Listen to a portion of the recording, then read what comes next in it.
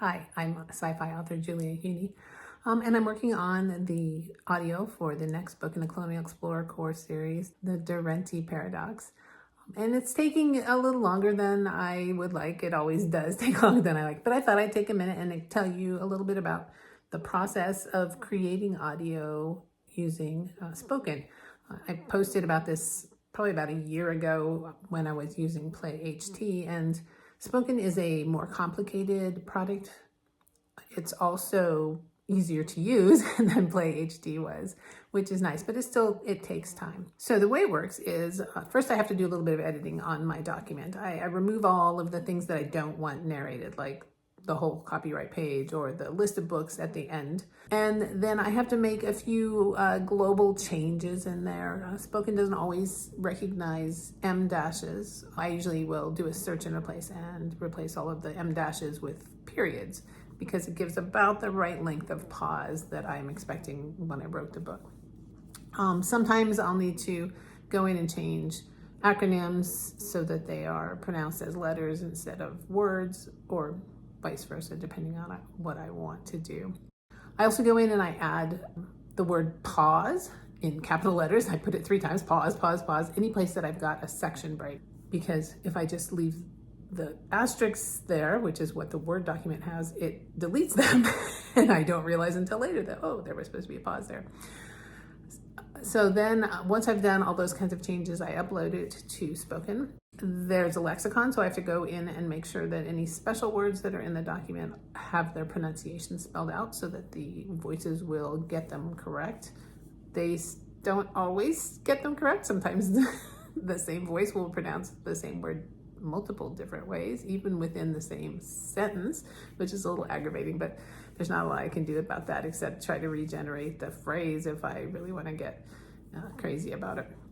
Some words, there's a character in the Colonial Explorer core called Major Evie, and sometimes it pronounces Evie, and sometimes it says Evie, and sometimes it says Evie for some reason, and so I have to just be aware of those, despite the fact that I've already defined how I think it should be pronounced. Once it gets into the system, it reads through the document and it breaks it up by voices. And so I have my narrator, who is C.D. Cassis, and it will tell me, oh, C.D. Cassis has 4,972 words. The problem is, C.D. is my narrator, she should have a lot more words than that. And the reason she doesn't is because then it'll say a little further on, Serenity Cassis, who is the same character, has 9,563 words. And then it will say, the narrator has 7,258 words.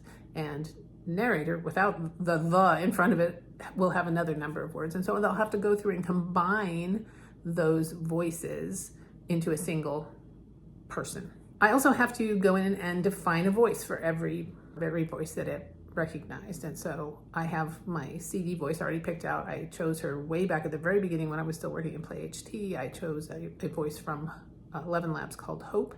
And fortunately, she was available. I just stayed with her, since that's now what I think of as the voice of CD.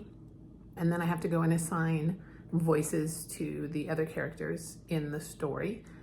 Spoken has a really cool little tool where it lets you generate voices based on what the AI learned about the character. And so it will say, oh, well, Joss Torres, who's one of my characters, is, he's humorous and he likes to poke fun, but he can be serious when he needs to, or it describes him based on the text in the book.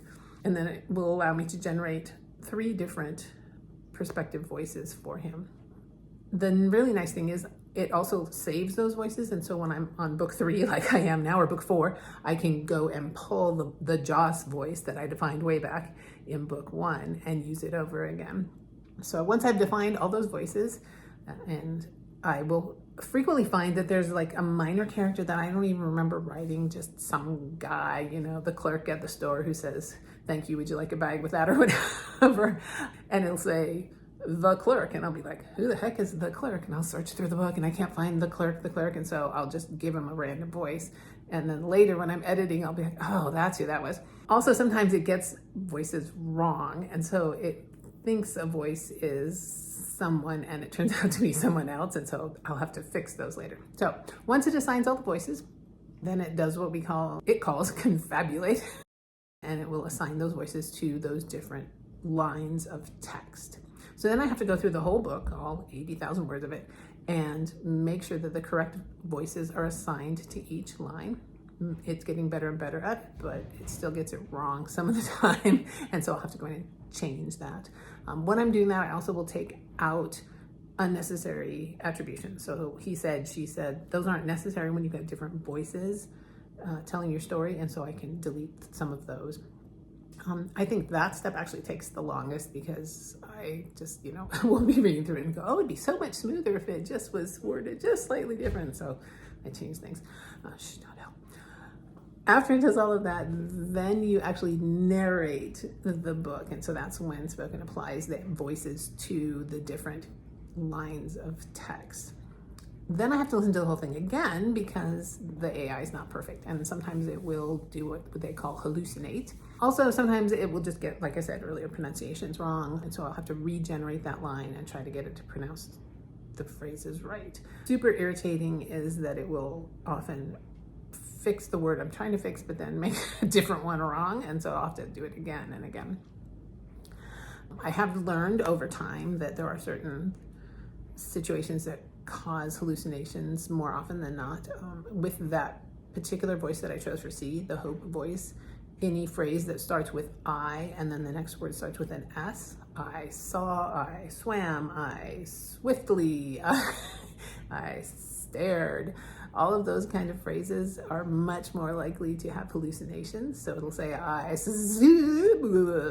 so I might end up going back and rewriting that sentence so that the voice doesn't keep creating a new hallucination. I don't have to do that very often, but I have done that from time to time. And that's one of the reasons you'll see that if you listen to the spoken audio and you have the book open, they don't always match exactly. The other reason is because I do get rid of those extra attributions that aren't necessary with the multi-voice. Once I've listened to the entire book and corrected everything that needs to be corrected, then I can finally hit the publish button. And so it does take several hours for each finished hour of text. It's not nearly as time intensive as traditional narration. And since it's me doing all of this, it's a lot cheaper.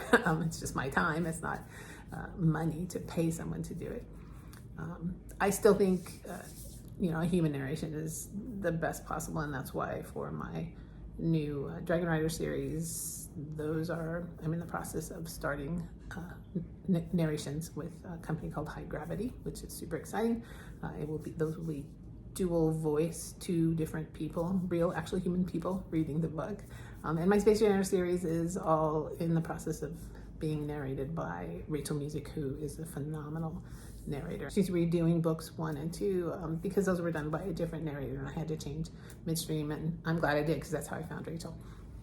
So anyway, that's why it takes so long to get these books finished. It's a multi-step process, and they like to pretend it's a one button push, but it's way more work than that.